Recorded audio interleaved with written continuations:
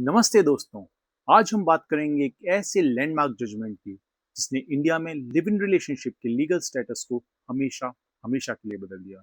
क्या आपको पता है कि अब सेक्शन 498 ऑफ आईपीसी जो बीएनएस में सेक्शन 85 और 86 में है, पहले सिर्फ और सिर्फ मैरिड वुमेन्स के लिए था, लेकिन अब वो लिव इन रिलेशनशिप्स पर भी अप्लाई होगा। सुप्रीम कोर्ट ने अपने एक रीसेंट जजमेंट में एक बहुत ही बड़ा फैसला सुनाया है। सुप्रीम कोर्ट ने कहा है कि अगर कोई भी व्यक्ति लिव इन रिलेशनशिप में in the nature of marriage है, तो वहां भी महिलाओं को क्रुएलिटी के खिलाफ वही प्रोटेक्शन मिलेगी जो कि एक वाइफ को मैरिड लाइफ में मिलती है।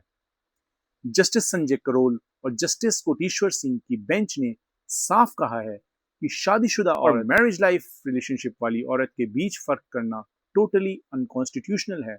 It is violative of article 14।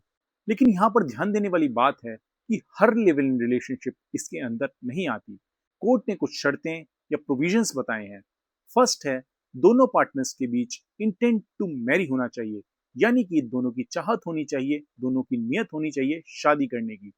Second है, दोनों कंसल्टिंग एडल्ट्स होने चाहिए और एक शेयर्ड हाउस होल्ड में रह रहे हों। और थर्ड इंपॉर्टेंट प्रोविजन है कि उनका साथ रहना एक लॉन्ग पीरियड के लिए होना चाहिए, न कि सिर्फ एक casual walk in and walk out relationship. Court ने यह माना कि क्रुएलिटी चाहे वो मेंटल हो या फिजिकल, सिर्फ शादी के बाद ही नहीं होती। अगर कोई मर्द अपनी लिव इन पार्टनर को हैरेस करता है या डाउरी की डिमांड करता है, तो उसे भी अब 3 साल तक की सजा हो सकती है। लेकिन दोस्तों, इस लॉ को मिसयूज से रोकने के लिए सुप्रीम कोर्ट ने कड़े निर्देश दिए हैं। पुरानी अरनेश कुमार गाइडलाइंस को सख्ती से फॉलो करने के लिए कहा गया है। इसका मतलब है कि बिना किसी प्रिलिमिनरी इंक्वायरी के पार्टनर या उसके रिलेटिव्स को इजीली अरेस्ट नहीं किया जा सकता। नाउ टू कंक्लूड, इंडिया का कानून अब बदल रहा है। जैसे जैसे सोसाइटी इवॉल्व हो रही है, नए नए ट्रेंड्स आ रहे हैं, तो कानून भी उनको बदलने के लिए अडॉप्ट कर रहा है।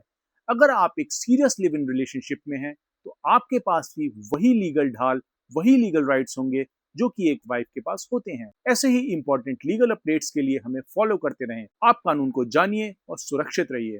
धन्यवाद।